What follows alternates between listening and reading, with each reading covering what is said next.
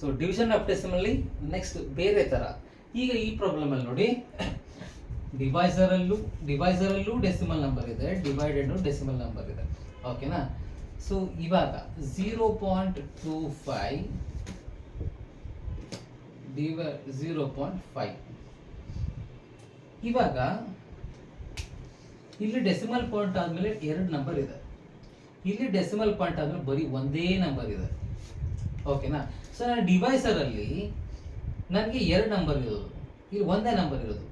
So ನಾನು ಇಲ್ಲಿ 2 number jump ಮಾಡಬೇಕು, 2 ನಂಬರ್ ಶಿಫ್ಟ್ ಮಾಡಬೇಕು ನಾನು, ಬಟ್ ಇಲ್ಲಿ 1 ನಂಬರ್ ಶಿಫ್ಟ್ ಆಗುತ್ತೆ.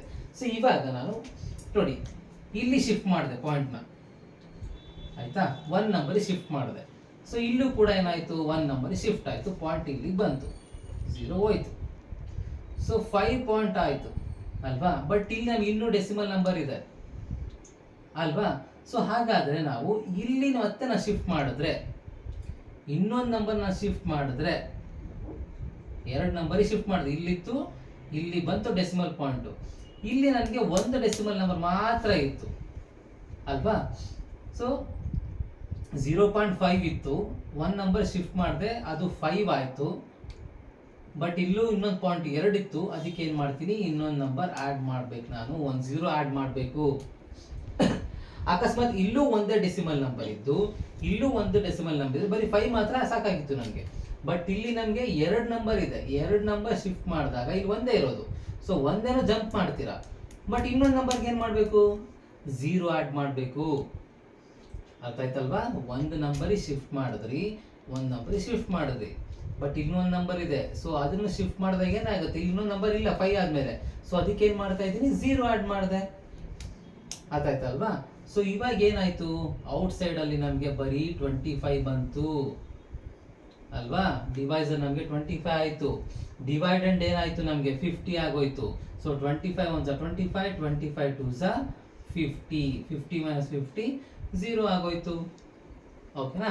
ಸೊ ಈ ರೀತಿ ಶಿಫ್ಟ್ ಮಾಡೋದು ತುಂಬಾ ಇಂಪಾರ್ಟೆಂಟು. ಇವಾಗ ಇದರಲ್ಲಿ ನೋಡಿ, ಇಲ್ಲಿ ಡಿವೈಡೆಂಡಲ್ಲೂ 2 ಡೆಸಿಮಲ್ ನಂಬರ್ ಇದೆ, ಡಿವೈಸರಲ್ಲೂ 2 ಡೆಸಿಮಲ್ ನಂಬರ್ ಇದೆ.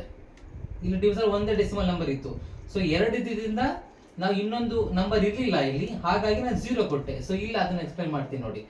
ಸೊ ಇಲ್ಲಿ 2 ನಂಬರ್ ಶಿಫ್ಟ್ ಮಾಡ್ತೀರಾ, 2 ಡೆಸಿಮಲ್ ನಂಬರ್ ಇದೆ. ಸೊ 2 ನಂಬರ್ ಶಿಫ್ಟ್ ಮಾಡ್ಬಿಟ್ಟು ಇಲ್ಲಿ ಬಂತು. ಸೊ 25 ಆಗೋಯ್ತು, ಡೆಸಿಮಲ್ ಪಾಯಿಂಟ್ ಹೋಯ್ತು.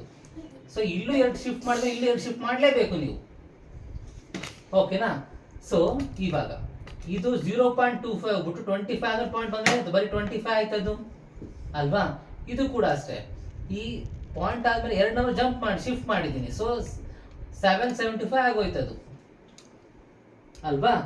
ಸೊ ಇಲ್ಲಿ ನಾನು ಯಾವುದೇ 0 ಆ್ಯಡ್ ಮಾಡಂಗಿಲ್ಲ, ಇಲ್ಲಿ ಮಾತ್ರ ಬರೀ ಒಂದೇ ಡೆಸಿಮಲ್ ನಂಬರ್ ಇತ್ತು, ಹಾಗಾಗಿ ಇನ್ನೊಂದು ನಂಬರ್ ಜಂಪ್ ಮಾಡಿದ್ರೆ ನಮಗೆ ಶಿಫ್ಟ್ ಮಾಡಿ ಇಲ್ಲದೆ ಇರುವಾಗ ನಾವು 0 ಮಾಡಿದ್ವಿ ನಾವು. ಓಕೆನಾ? ಸೊ ಇವಾಗ 25 1 25, 25 2 50, 25 3 75.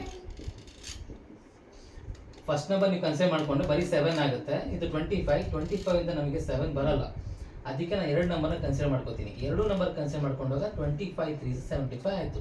ಸೊ 7 - 5 2, 7 - 7 0. ನೆಕ್ಸ್ಟ್ 5ನ ಡೌನ್ ತಗೊಳ್ಳಿ. So 25 1 25, so 0. So this is the answer.